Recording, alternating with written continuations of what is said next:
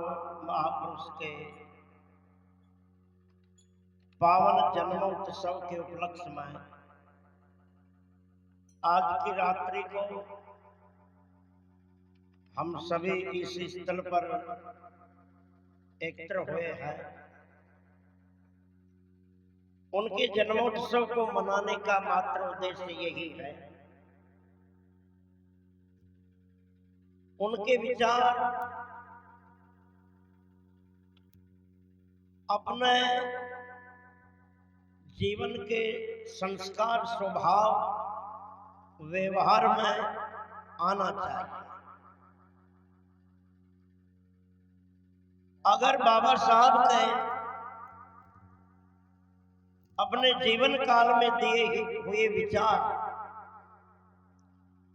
अगर अपने जीवन में उतर रहे, उनकी प्रेरणा, उनकी शिक्षाएं, उनके शब्द अगर अपने संस्कारों में उतर रहे, अपने स्वभाव में उतर रहे, अपने व्यवहार में उतर रहे हैं, तो हम वास्तव में बाबा साहब को मानने वाले हैं, बाबा साहब के अनुयायी हैं। और केवल अपने बाबा साहब के नाम के पीछे ही है, बाकी अपना स्वभाव, अपना व्यवहार, अपना आचरण, अपना जीना, जो परंपरागत रूढ़िवादिता है, अंधविश्वास है, कुरीतियां है, अंधविश्वास से ग्रसित रीति रिवाज है, उन परंपरा के पीछे अगर अपना अभी भी जीवन चल रहा है, गुजर रहा है, तो हम हकीकत में अम्बेडकरवादी भी नहीं हो सकते। इन मानव समाज में दो तरह के प्राणी हैं। एक तो वो है अपने और अपने परिवार के लिए जीता है, जिनका जीना मात्र पेट और परिवार तक सीमित है। दूसरों के साथ में कुछ हो, दुखी हो, सुखी हो, उनका हित हो, अहित हो, वो कैसे रहे, जैसे रहे, उनके कोई लेना देना नहीं। मैं सुखी रहूं और मेरा परिवार सुखी रहे। एक तो इसी विचारों तक, सोच तक सीमित होकर जीने वाला है, पेट और परिवार के। दूसरा वो है जो पेट और परिवार तक के लिए जीने वाला है, वो पुरुष है। दूसरा वो है पेट और परिवार के सुख, सुविधा, ऐशो आराम, पद, प्रतिष्ठा, मान, बढ़ाई, इन सबको त्याग करके और जो दूसरों के भले के लिए जीता है, समाज हित के लिए जीता है, लोक कल्याण के लिए जीता है, देश के लिए जीता है, मानव मात्र के उद्धार के लिए जीता है, उस जीने वाले पुरुष का नाम होता है महापुरुष। उस जीने वाले पुरुष का नाम होता है महापुरुष। ये पाँच बड़े थे ना पुणे में 10-5 होना ये ना आगे बुलाओ, ये पुणे बड़े थे बाद मोबाइल चला मतलब क्या आगाओ अभी भी वो मोबाइल में डाल, ये मोबाइल तो रख दीजिए, में अड़ी आगा दो, पीछे बैठे तो पुणे में आप खड़े दो दूर। यानी कि आज गुरुदेव हमारे बीच में करीब 400-500 किलोमीटर से है, और कमलेश जी ने बार बार निवेदन किया है कि हमारी भूमि पर भी गुरुदेव का पदार्पण हो जाए, क्योंकि संतों के जहाँ पदार्पण होते हैं ना, तो एक नहीं हजारों यज्ञ नहीं करोड़ों यज्ञों से भी ज्यादा बेहतर होता है। और आज जिस महापुरुष की मूर्ति लगी ना, वो भी महापुरुष की मूर्ति कहीं न कहीं संत महापुरुष के शरण में रहे हैं, इसलिए आज इनकी मूर्तियां लगी।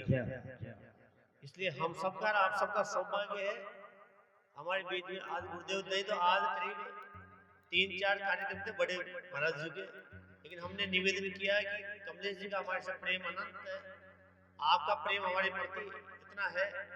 हमने गुरुदेव को कहा कि आप सारे कार्यक्रम पोस्टपोन करो, आज की रात्रि का समय आपको वोट खेड़ा और आपके इस ग्राम पंचायत में जो नारायण ग्राम पंचायत है मोरला मोरला मोरल पंचायत में आपको समय देना है। तो आप सबकी आवाज, हमारा प्रेम, आपका प्रेम सुन के यहाँ आए, तो हमका भी एक उद्देश्य बनता है कि हम बैठ करके जितना भी समय मिले आज की रात्रि हम गुरुदेव को सुने, तो हो सके हमारे जीवन में कल्याण हो जाए। और ये प्रत्यक्ष बात है, जो शिष्य ने बैठ करके गुरुदेव के वचनों को सुना है, मनन किया है, चिंतन किया है, निश्चित रूप से वो आज पूजनीय और आदर्श होते हैं। बोले श्री सतगुरु भगवान की जय। इसलिए अपन चर्चा कर रहे हैं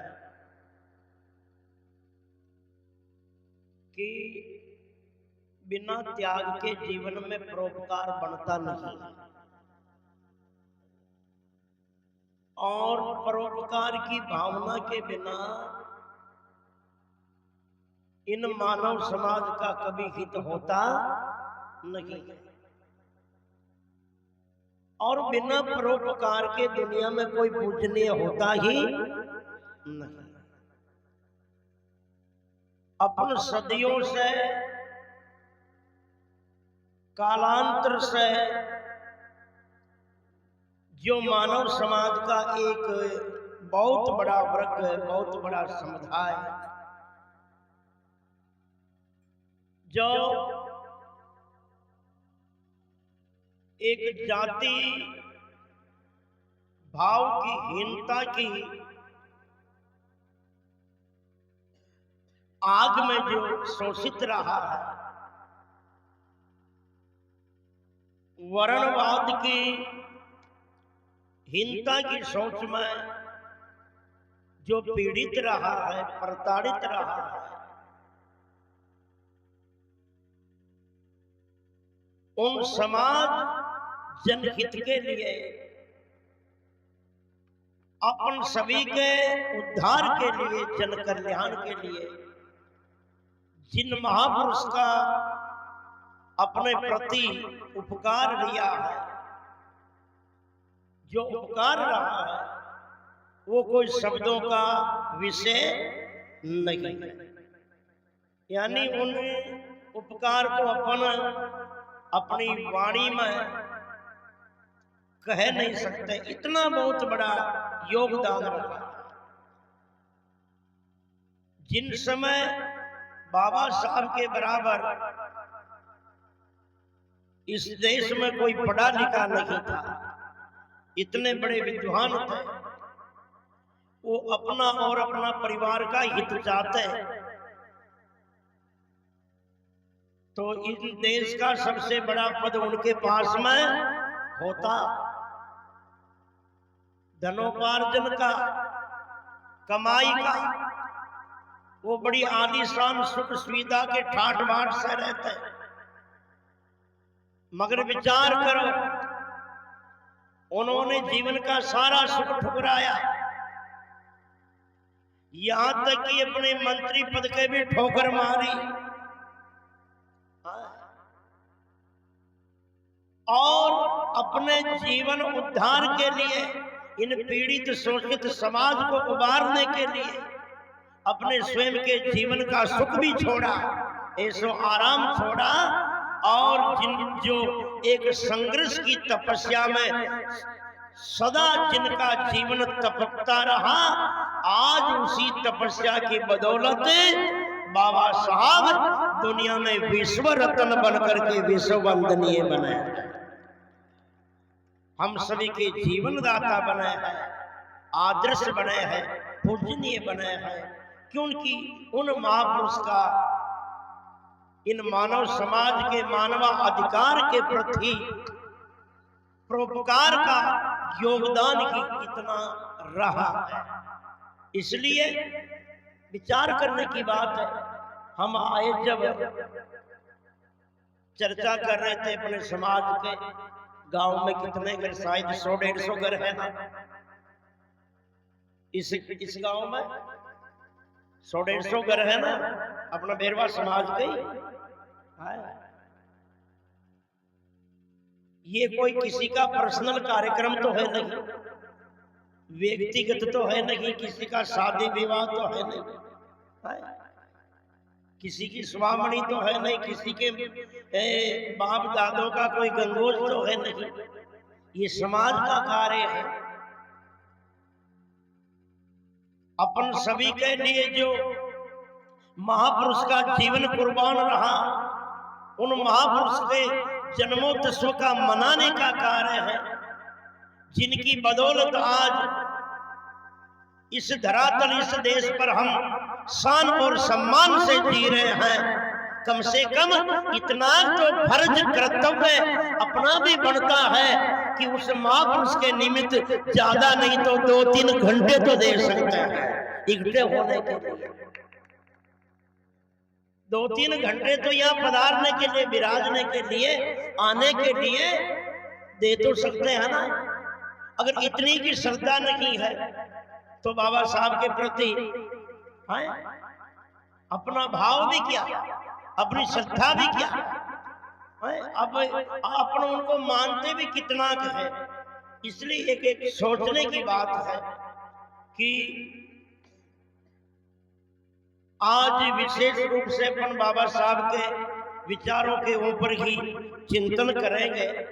बाबा साहब ने जीवन में मुख्य रूप से जन कल्याण के लिए 3 सूत्र जो दिए हैं। पहला सूत्र शिक्षित बनो, दूसरा संगठित रहो और तीसरा संघर्ष करो। आज शिक्षित बनने का अर्थ इंसान ने इतना मान लिया, केवल पढ़ना लिखना और डिग्रियां प्राप्त करना और उस डिग्रियों से कोई नौकरी का अच्छा पद पा लेना और उस नौकरी के पद से एक तनख्वाह के रूप में पैसे प्राप्त करना और उन पैसों से एक सुख सुविधा की आलीशानता से जीना। यहां तक ही तो अपना विचार सिमटता जा रहा है ना बहुत से लोगों का। मात्र शिक्षा का अर्थ यही नहीं है। हमें बाबा साहब का एक प्रसंग याद आता है। एक बार एक कोई विद्यार्थी पढ़ने जा रहा था। बाबा साहब ने उनको रोक करके कहा, रे भाई कहाँ जा रहा है? कि पढ़ने जा रहा है। पढ़ता क्यों है? वो लड़के ने जवाब दिया, नौकरी के लिए। नौकरी क्यों चाहिए? कि पैसों के लिए। पैसा क्यों चाहिए? अच्छा मकान बनाने के लिए, शादी विवाह करने के लिए, अच्छा पहनने के लिए, अच्छा खाने के लिए, अच्छा जीने के लिए। कि ये सब क्यों चाहिए? आखिरी में उस लड़के की जुबान रुकी। उसने गुस्से में आकर के कहा कि मरने के लिए। इतना क्यों चाहिए? कि मरने के लिए। बाबा साहब ने कहा, रे बेटीरा बाप, मरने के लिए, मरवा के लिए अतरो बकेड़ो थोड़ी करनी पड़े। मरने के लिए तो केवल 2-3 फीट की एक जेवड़ी रस्सी काफी होती है, 1 रुपए की ब्लेड की काफी होती है। अगर मरने के लिए इतना किया जाए तो, यानी कहने का अर्थ यह है कि शिक्षा का महत्व केवल, कभी कभी वकील साहब कहते हैं, धर्मराज जी, शिक्षा का अर्थ है चौमुखी विकास होना। चौमुखी विकास का अर्थ क्या है? अपना जीवन 4 उद्देश्य में बदला, जिनको 4 पुरुषार्थ कहते हैं। धर्म, अर्थ, काम और मोक्ष। इन 4 उद्देश्य के बारे अपना कोई जीवन है ही नहीं। पूरा जीवन इन 4 उद्देश्य के अंतर्गत ही है और इस 4 उद्देश्य की तरफ ही अपना बराबर विकास हो, बराबर प्रगति हो, बराबर समृद्धि हो, बराबर उत्थान हो, उन्नति हो, तब तो समझो कि हम शिक्षित बन रहे हैं। उन 4 उद्देश्यों में अपनी लौकिक प्रगति भी है। चाहे खेती बाड़ी करना हो, चाहे पढ़ाई लिखाई करके कोई नौकरी करना हो, चाहे अपना कोई धंधा व्यापार बिजनेस करना हो, अच्छा कमाना हो, अच्छा बनना हो, और इनके साथ साथ में अपना एक व्यवहार का विकास भी होना चाहिए। अपनी सभ्यता, अपनी मर्यादा, अपनी नैतिकता, अपनी मानवता, अपना आचरण, अपने गुण कर्म लक्षण चरित्र, इनकी अनुकूलता होनी चाहिए, इनकी एक पवित्रता होनी चाहिए, मर्यादा होनी चाहिए। ये संस्कारों की पवित्रता से बंधे संस्कृत होना चाहिए, तब जानो कि हम शिक्षित बन रहे हैं। अरे भाई, बहुत कुमारे नौकरी में, अच्छा मकान है, अच्छा खा रहे पी रहे हैं, मगर जिनके घर में अभी भी खान पान अपवित्र है, जिन पैसों से हम शराब पी रहे हैं, जिन पैसों से हम मांस भक्षण कर रहे हैं, जिन पैसों से हम जर्दा, विमल, गुटखा, तंबाकू, गांजा, भांग, चरस, अमल इत्यादि सेवन कर रहे हैं, जिन धन से अपन आचरण भ्रष्ट होकर के, दुर्व्यसनिक बन करके, मर्यादित जीवन जी करके समाज में भी कलंकित हो रहे हैं, और अपने पूर्वजों को, अपने माता पिताओं को भी बदनाम कर रहे हैं, और जिन अपना परिवार भी सुखी नहीं है, और जिनसे अपन समाज को, परिवार को भी कुछ दे नहीं पा रहे हैं, तो चाहे बहुत पढ़ा लिखा भी हो, तो उनकी पढ़ाई का जीवन में कोई महत्व नहीं है। बाबा साहब की पुस्तक का मुझे एक शब्द याद आता, एक बात याद आती है। एक जगह बाबा साहब ने कहा है कि बहुत ज्यादा पढ़े लिखे चरित्रहीन से एक बहुत कम पढ़ा लिखा या अनपढ़ पवित्र चरित्रवान प्राणी भी कितना ही गुना बहुत अच्छा होता है, ताकि वो अपने संस्कारों में और अपनी नैतिकता, अपनी मानवता में तो बंधा रहता है। इसलिए पहला सूत्र है शिक्षित बनो। शिक्षित बनने में भी एक होता है पढ़ा लिखा, और एक होता है लिखा पढ़ा। आजकल पढ़े लिखे बहुत कम है, लिखे पढ़े बहुत ज्यादा है। जिन्होंने जैसा लिखा उनके ऊपर कोई अन्वेषण, कोई चिंतन, कोई अनुसंधान नहीं है, अनुभूति नहीं है, जैसा लिखा वैसा मान लिया है। बाबा साहब ने कितने शास्त्रों का, हर मत मंत्रांतर संप्रदाय मजहब के सारे शास्त्रों का जीवन में अध्ययन किया है, स्वाध्याय किया है।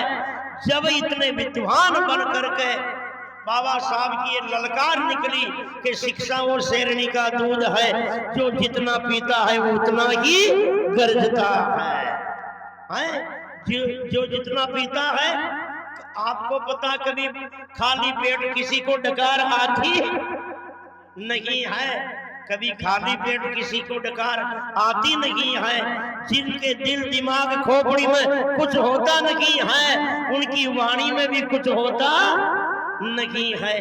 जिनके दिल दिमाग अनुभव में कुछ होता है, उसी के शब्दों में, वाणी में कुछ होता है। इसलिए अपन शिक्षित होने का अर्थ जैसा पढ़ा वैसा मान लिया, उन पर कोई चिंतन नहीं है। एक बहुत ज्यादा पढ़े लिखे लड़कों भी की शादी एक कम पढ़ी लिखी लड़की से हो गई। वो बार बार उस लड़की ने ताना मारता कि मैं इतना बड़ा पढ़ा लिखा आदमी और तुम्हारे अनपढ़ गंवार पाने पड़ी है। उन्होंने उनकी पढ़ाई की डिग्रियां को घमंड से, तो लड़की विचार करियो कि वास्तव में इनकी कागजों की डिग्रियां ही है कि या कोई दिमाग की डिग्री भी है।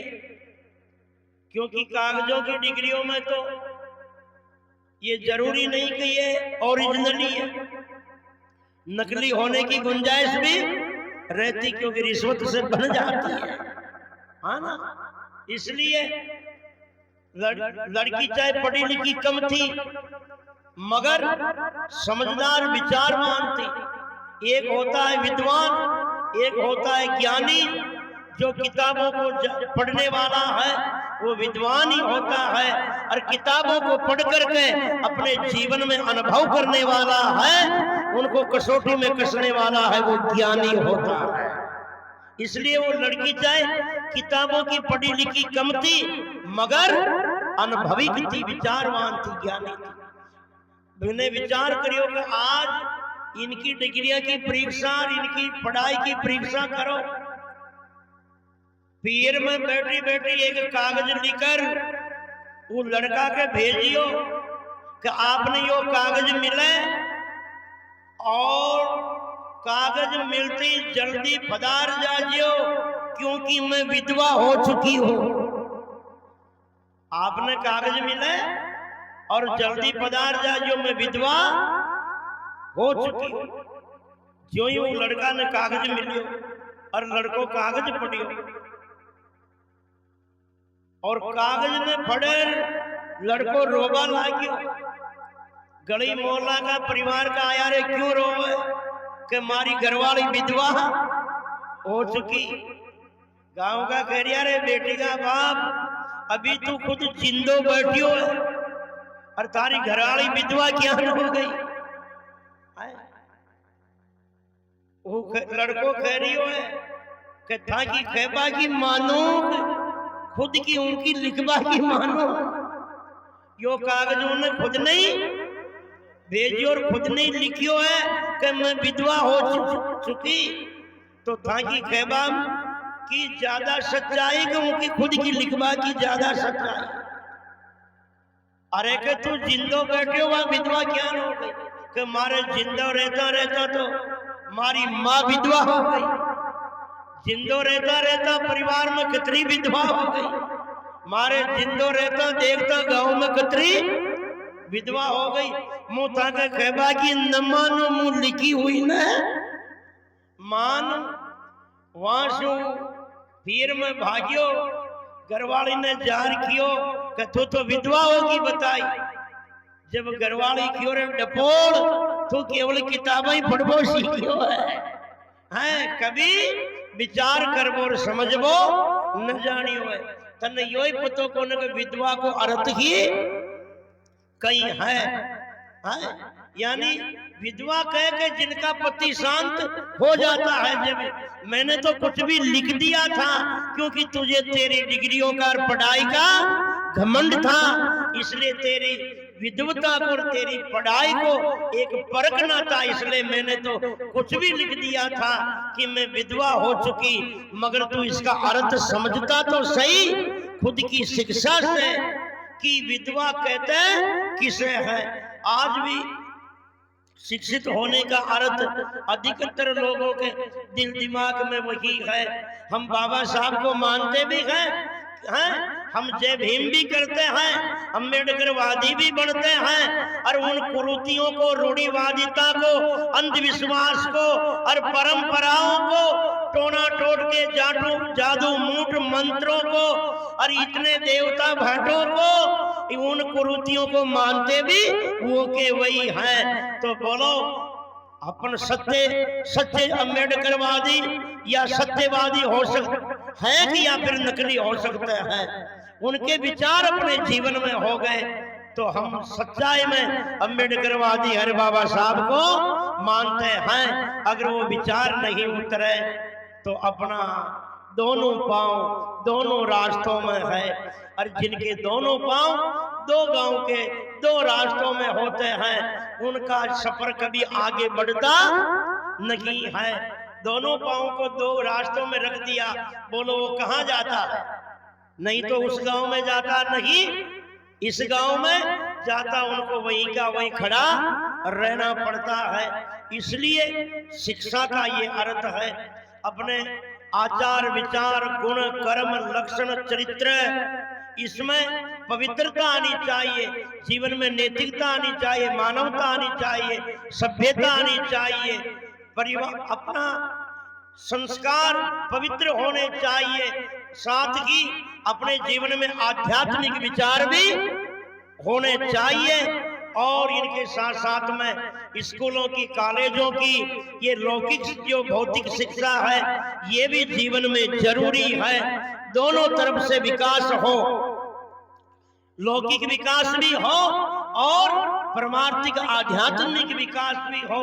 जैसे वृक्ष जितना ऊपर बढ़ता है ना उतना ही वो नीचे भी बढ़े, तभी वो हरा रहेगा, खड़ा रहेगा, फलेगा, फूलेगा और ज्यादा मजबूत रहेगा।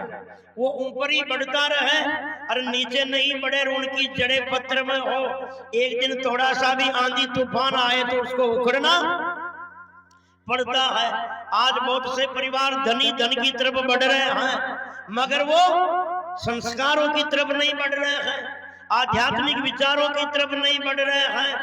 इसलिए कोई प्रारब्ध वशात थोड़ी परिस्थिति खड़ी होती है या संस्कारों की वजह से थोड़ी परिवार में अनबन खटपट होती है और उनका धैर्य इतना भी नहीं है कि उन परिस्थिति, उन समस्या से थोड़ा संघर्ष कर सके। उनका आत्मबल, उनका मनोबल इतना गिर चुका है कि इतनी संपन्नता होने के बाद में भी वो सुसाइड करके, आत्महत्या करके खत्म हो जाता है। बड़े बड़े पढ़े लिखे अधिकारी लोग तक सुसाइड करके मर जाते हैं। उनके जीवन में क्या अभाव है, क्या कमी है सुविधा की, मगर एक ही कमी है, बाहर की सुविधा तो है मगर जीवन में आध्यात्मिक विचार नहीं है। क्यों नहीं है कि जीवन में संतों की शरणागति नहीं है, सत्संग नहीं है। इसलिए स्कूलों की तरफ भी जाओ मगर सत्संगों की तरफ भी आओ। शिक्षा के लिए स्कूलों की तरफ जाओ मगर संस्कारों के लिए सत्संग की तरफ आओ।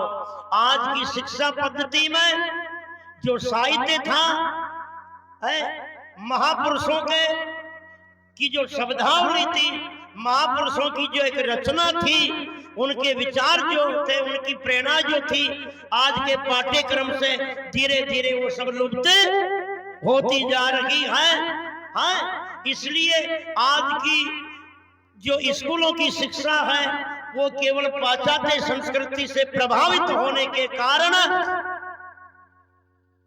वो शिक्षा संस्कारहीन बनती जा रही है, जिनमें नैतिकता, मानवता, सभ्यता नाम की कोई चीज नहीं है। आज की शिक्षा का उद्देश्य केवल मात्र नौकरी रह गया है। किसी को भी पूछो आप पढ़ने वाले को, उनका यही जवाब होगा कि हम तैयारी कर रहे हैं केवल जॉब के लिए, केवल नौकरी के लिए। ये कोई नहीं कहेगा कि हम केवल पढ़ रहे हैं समाज सेवा के लिए, समाज में क्रांति लाने के लिए, समाज को कुछ हित करने के लिए। इसलिए कहा है भाई, शिक्षा का अर्थ चौमुखी विकास हो, दूसरा अर्थ है संगठित रहना। ये तीनों सूत्र कहाँ जा रहे बाबा साहब? आज एक मोहल्ले से एक मोहल्ला शामिल नहीं बैठ रहा, और समाजों की तो छोड़ो, पूरे समाज की तो छोड़ो। अपने जिस गांव में 50 घर भी होते हैं ना, उसमें 5-5 गुट बने हुए होते हैं। उनके वो आते तो वो नहीं आते, वो बैठते उनके शामिल, वो नहीं बैठते उनके, वो जाते उनको, वो नहीं जाते हैं। कहाँ संगठित है? अरे एक गांव में एक समाज ही संगठित नहीं है। अगर संगठित होता तो आज ये जगह खाली नहीं रहती, यहाँ जगह बैठने की कम पड़ जाती अगर अपन संगठित होते तो।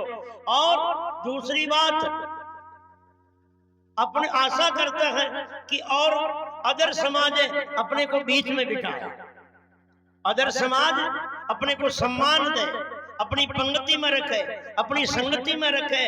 अरे दुर्भाग्य की बात तो ये है, जो हम एक बराबरी के हैं। वैसे तो मानव समाज में सब मानव समाज एक है, एक बिरादरी है, कोई जन्म से ऊंचा नीचा नहीं है।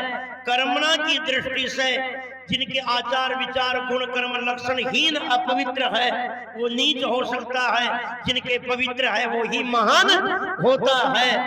मगर फिर भी एक धारणा की दृष्टि से देखें तो आज चाहे एसटी वर्ग हो और चाहे ओबीसी वर्ग हो, उनमें भी बहुत सी बिरादरियां समाजें हैं, मगर वो आज एक संगत और एक पंगत में आ जाती है। मगर आप लोग हैं, ये 2-3 समाजें जो है ना, चाहे बड़ाई समाज हो, बड़ाई बेगवान समाज हो, डेरवा समाज हो, रेगर समाज हो, आप लोग की एक पंगत और एक संगत में नहीं है। एक पंगत और एक संगत में है क्या? नहीं है ना, तो फिर संगठित कहाँ? इसलिए तो ये सारा शोषण हो रहा है। आप अगर बेरवा समाज में कोई प्रताड़ना का मामला होता है, शोषण का, तो और रेगरिया बड़ाई मेघवाल सोचते हैं उनके समाज का मामला है, हम क्यों इसके बीच में है? क्यों रिक्स में पड़े? और उनमें होता तो दूसरे सोचते हैं अरे उनका मामला हम क्यों पड़े, और तीसरे में होता है तो वो सोचता उनका मामला है हम क्यों पड़े। इसलिए सारा मामला गड़बड़ होता जा रहा है। 3 दादा पड़ता एक गांव में, 3 दादा पड़ता, एक तो ठाकुर साहब को, एक ब्राह्मणा को, एक नाया को। देखो बिना संगठन के दुर्दशा क्या न, कोई ने लूटता तो लूट देता, कोई ने कूटना होता तो कूट देता, कोई की बहन बेटी ने छेड़नी होती तो छेड़ देता, कोई को जमीन घर मकान छीनना होता तो छीन लेता। वहां के सामने कोई बोल